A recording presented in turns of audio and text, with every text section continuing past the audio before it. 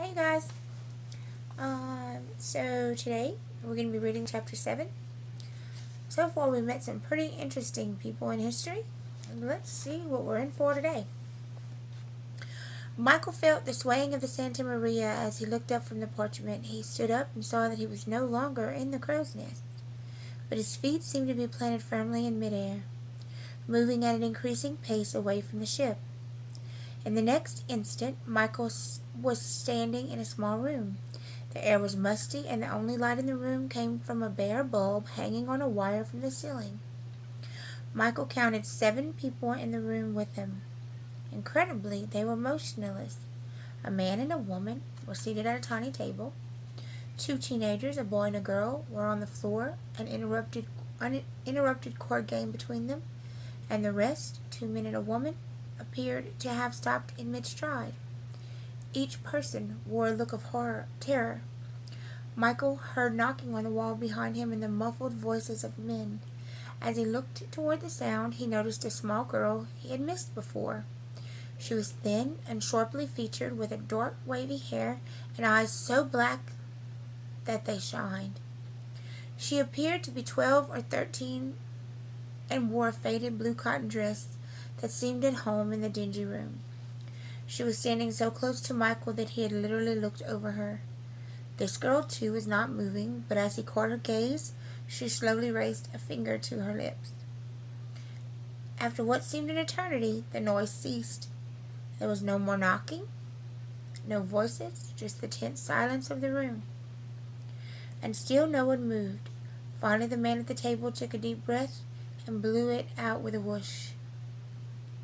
"It's all right now, everyone," he said quietly, and with that the people in the room shook their heads and softly began talking to each other. "This was close," said the teenage boy on the floor. "There had been dogs." A tall woman, her hair rolled tightly into a bun, began weeping softly. "Now then, Petronella," her husband said as he put his arms around her, "we are safe. Shh, hush now." He turned to the boy and said sternly, "Peter, that'll be enough about what might have been. You've upset your mother, and most everyone else, I expect. We'll have no more about dogs." "I was just saying," Peter began. "Yes," the man interrupted, "and I was just saying that will be enough." Michael watched as the man led his wife into a narrow room to his left. Before the door closed, he saw a mattress on the floor and a stack of magazines. The young girl gently guided Michael to a corner and whispered, "Stay here for now, but when I leave the room, follow me." She moved toward the couple sitting at the table. The man looked tired and his clothes were worn, but he was clean-shaven except for a small mustache. Michael thought him a rather distinguished sort. The mother sitting across from him was ghostly pale, as if she'd recently been ill. Nevertheless, she smiled as the girl approached. "Papa," the girl said, "may I go upstairs?" The man smiled. "Time to be alone again, is it, Anne?" "Yes, Papa." "Then certainly you may go," he said. She glanced at Michael and moved to a stairway at the back of the room. Without a sound, she went up the staircase and out of sight. Michael followed quickly, dodging the other people in the room as he passed. As he came up the stairs, he saw the girl motioning him to hurry. The staircase seemed to go directly to the ceiling, but as Michael soon saw, there was a hatch cover that provided the entrance to the attic. As soon as they were inside, the girl replaced the cover and said, "I'm so excited to meet you that I almost cannot breathe." She clapped her hands together quickly but softly. "This is thrilling, is it not?" "Yes," Michael grinned at her with enthusiasm. Looking around, he saw that there was not a stick of furniture or a box or anything stored in the attic, just dust and dirt. "I expected you, did you know?" she said. "A dream is how I even know your name. Is it Michael Holder? I wrote you a note just this morning. Should I get it now?" No, Michael chuckled. "Hang on a minute. I don't even know where I am." "Why, you're in Amsterdam," the girl said. She took Michael's hand and pulled him toward a window. "Come," she said with a little smile. "I will show you the city." She got down on her hands and knees. "It's all right to peek from the corner. You too. Come now." Michael got down on his hands and knees and crawled to the edge of the window where she was sitting underneath the sill. And he settled himself into a more comfortable position. He said, "I heard your father call you Anne."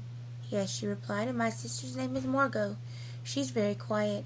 She was the one playing cards with the boy downstairs. His name is Peter. Peter Van Dorn. What's your last name? Michael said. Frank, she answered. My papa's name is Otto, and Edith is my mother. Peter's parents are Mr. Herman and Miss Petronella. She was the one who cried, but of course she always cries. Michael didn't know how long Anne talked. He wasn't really listening anyway. Anne Frank, he thought. Anne Frank. This is the girl whose diary I read in English last year. I'm in the annex. The annex, he knew, was several secret rooms connected to the back of a warehouse. Don't you think? Anne said as she looked directly at Michael, obviously expecting a response. Michael was caught off guard by the pause of her non-stop chatter. I'm sorry, what? I said that Peter's very handsome, don't you think? Peter? Michael thought for a moment. Oh, the boy downstairs. Yes, he is. Trying to change the subject, Michael asked, how long have you been here? 1 year and 4 months, she said quickly. Do you know today's date? Certainly, today is Thursday, October 28th, 1943. We went into hiding last year on the first Sunday in July, the 5th it was. Anne glanced up at the window. None of us has been outside in a very long time. How do you get food in here? Miep. Miep is Papa's secretary. She still comes to work in the warehouse every day. After hours, she and her husband Hank move the bookcase in the accounting room and come through the door behind it. Anne, Michael began, when I arrived, oh yes, Anne broke in, you appeared directly in front of me. Have you done that before? Does it hurt? Michael smiled in spite of the interruption. He could understand her excitement. A new person to talk to must be thrilling after 16 months. Yes, I've done it before, and no, it doesn't hurt. Michael tried again to ask his question. Anne, who is knocking on the walls? Nazi soldiers, Anna said. Papa calls them Gestapo. He says they dress in black. They've come now 2 times. We are quiet, and they go away. She turned and got up on her knees, rising carefully to put one eye in the corner of the window. If you do this, you can see most of Amsterdam. Michael looked out the opposite corner. To his left, he saw a huge chestnut tree. Across the street, a clock tower stood in the centerpiece of the city. That's the Westerkerk, Anne said. I can lie here and watch the hands move. Anne lay down flat on the floor. He watched this little girl staring up at the gigantic clock. What are you thinking, he asked. About the clock? Anne said. Sometimes I wish for it to speed up, and other times I beg it to slow down. But it never hears me. It's always the same. Michael was startled by the sound of whistles and loud, angry voices, shattering the silence of the streets below. What's that? Michael asked. It's a razzia, Anne answered with no emotion. They're rounding up Jews. It makes me wonder about my friends. I don't know what has happened to any of them. For several moments she was quiet, thoughtful. Michael said nothing. Then she looked directly at him and said, Everyone is being taken to camps. Did you know? The Germans say that the Jews are working and living comfortably here, but it's not true. Michael was careful in his words. How do you know that? Anne shrugged. We all know. Letters are censored, of course, but occasionally the truth is made known. Miep received a postcard from a friend who had been taken away. It said the food was good and the conditions were superb, but at the end of the message he wrote, Give my regards to Ellen de Groot. She paused. The words were Dutch, of course. The German censors did not know that Hollande means misery, and Groot is terrible. Without warning, the Westerkerk began to chime. Anne placed her hands over her ears and smiled at Michael, who had nearly jumped out of his skin when the chiming began, less than 70 feet away.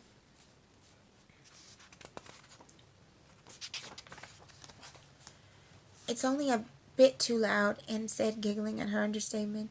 Michael smiled. How do you sleep with that thing ringing day and night? Actually, we don't even notice it much anymore. Miss Petronella is the only one of us who even comments. Papa says the clock's a good thing for her because it provides something to complain about every hour on the hour. Michael laughed. What about you? He said. What do you complain about? I do not complain, Anne said. Papa says complaining is an activity just as jumping rope or listening on the radio is an activity. One may choose to turn off the radio, one may choose to complain, and one may choose not to complain. I choose not to complain. Michael stared at the sincere little girl for a moment, then said, No offense, but have you taken a look around here? These are pretty rough conditions for anyone. Never mind a young girl your age. How can you not complain?" Anne looked a bit confused and then answered patiently. "Our lives are shaped by choice, Michael. First we make choices. Then our choices make us." She took a deep breath. Yes, an ungrateful person might see a place that is too small for 8 people, a diet that is limited in portions that are too meager, and only 3 dresses for 2 girls to share. But gratefulness is also a choice. I see an annex that hides 8 people while others are being herded onto railway cars. I see food that is generously provided by Miep, whose family uses their ration cards for us. I see an extra dress for my sister, and while they are surely those who have nothing, I choose to be grateful. I choose not to complain. Michael was amazed. He thought of his room full of stuff at home, his closets full of clothes, the car he had carelessly wrecked. He tucked one leg under the other, sitting cross-legged, and shook his head as if to clear the cobwebs. "Are you honestly telling me that you're always in a good mood?" Anne had folded her legs to mimic the way Michael was sitting. As she draped her dress over her knees, she laughed. "Of course not, silly. But if I ever find myself in a bad mood, I immediately make the choice to be happy. In fact, that's the first choice I make every day. I say it loud into the mirror. Today I choose to be happy. I smile into the mirror and laugh even if I'm sad.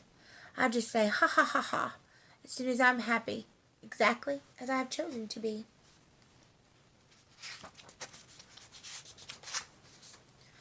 Michael was shaking his head in wonder. "You're a special girl, Annie." "Thank you," she said.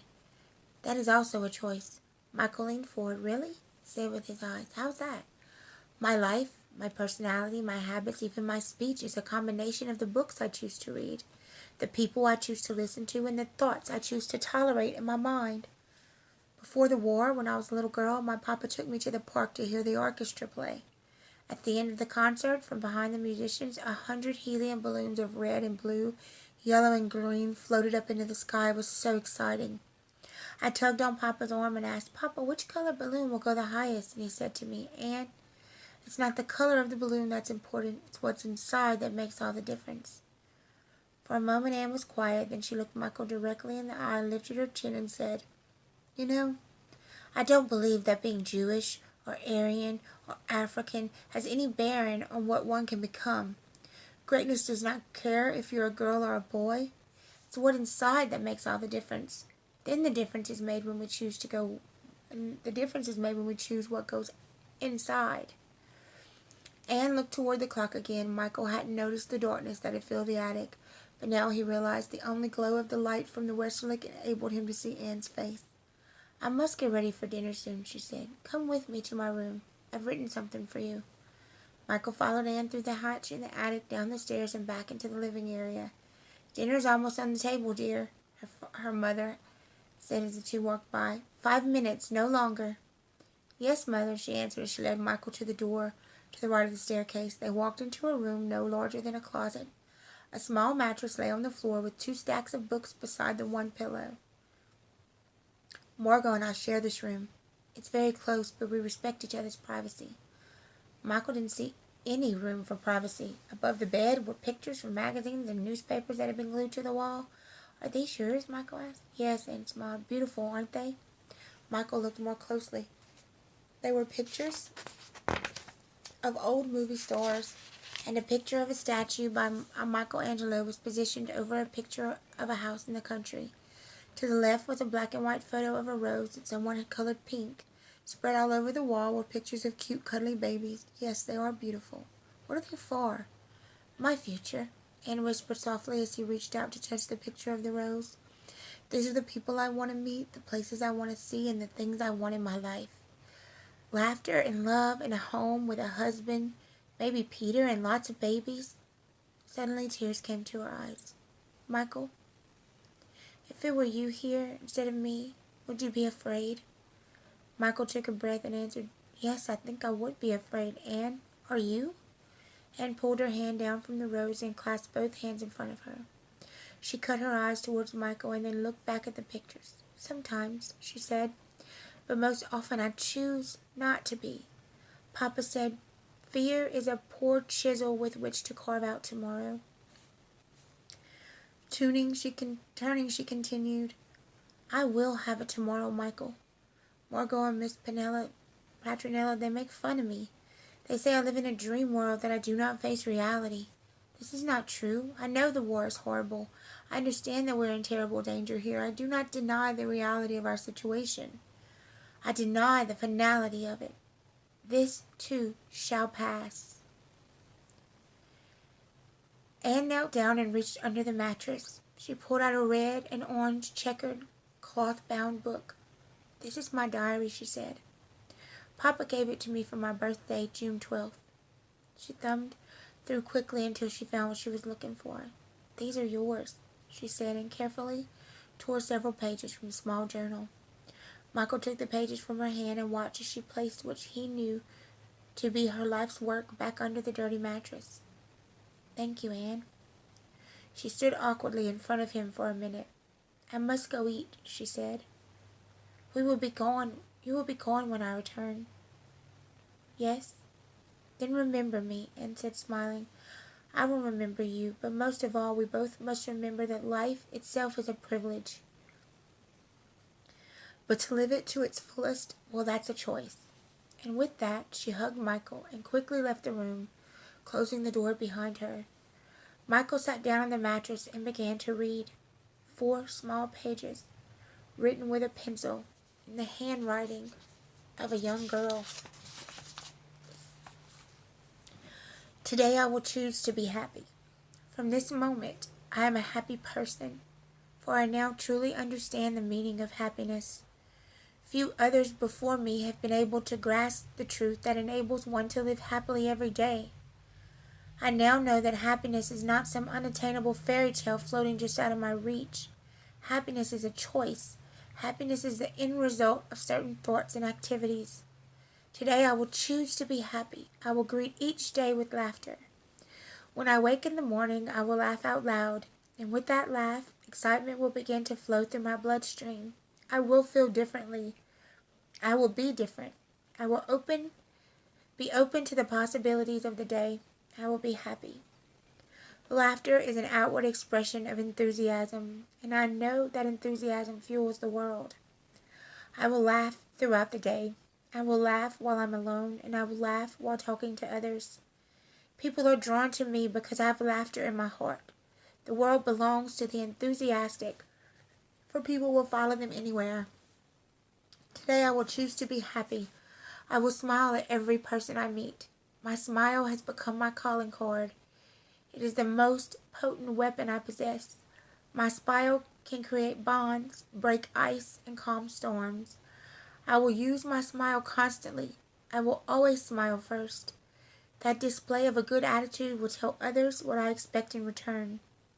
Today I will choose to be happy. I have a grateful spirit.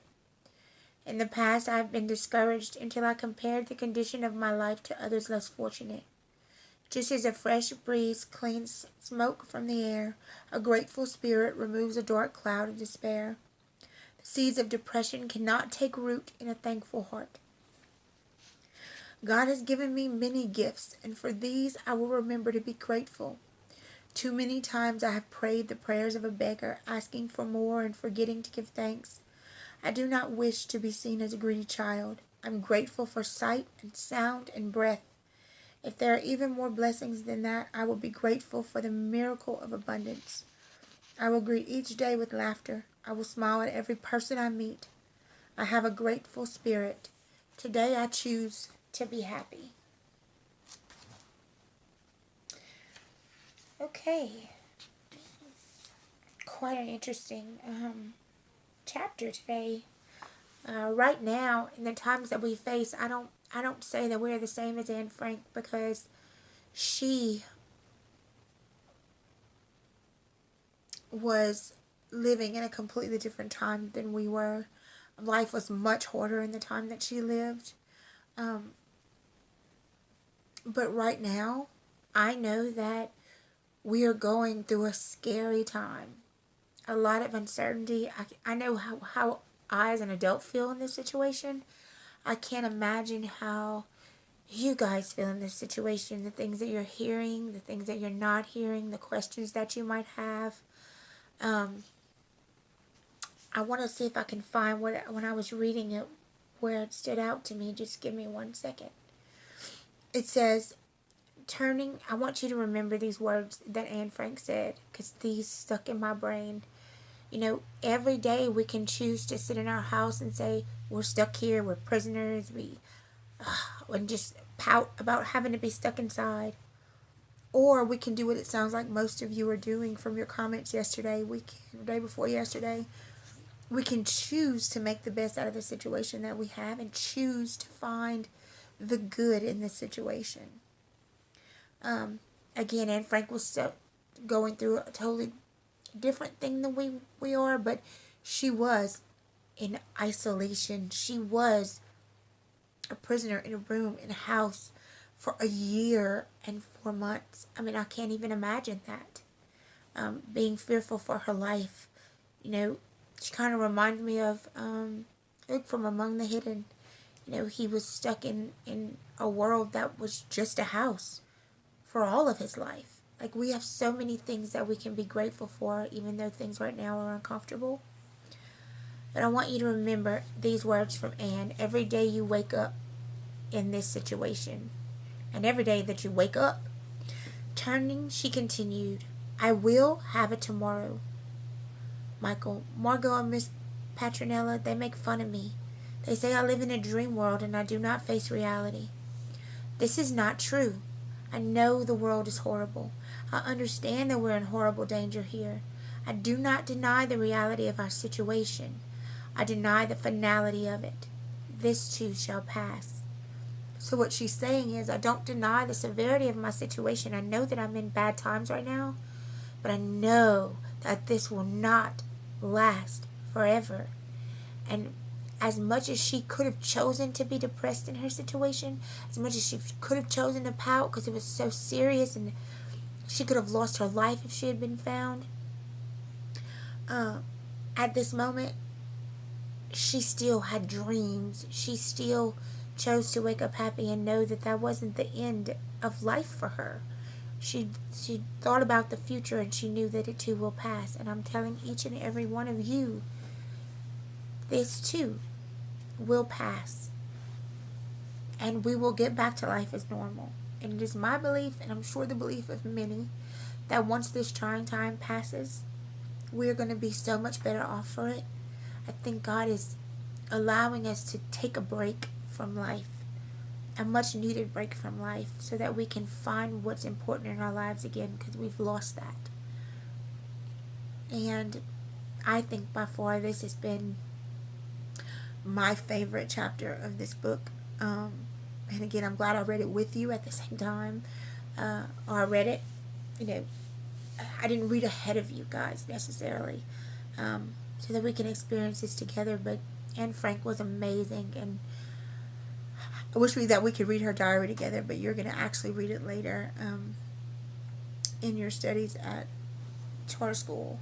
But we miss you guys. We love you guys. And remember, in the words of Anne Frank, choose to be happy every day. Choose to know this is temporary. It's going to pass.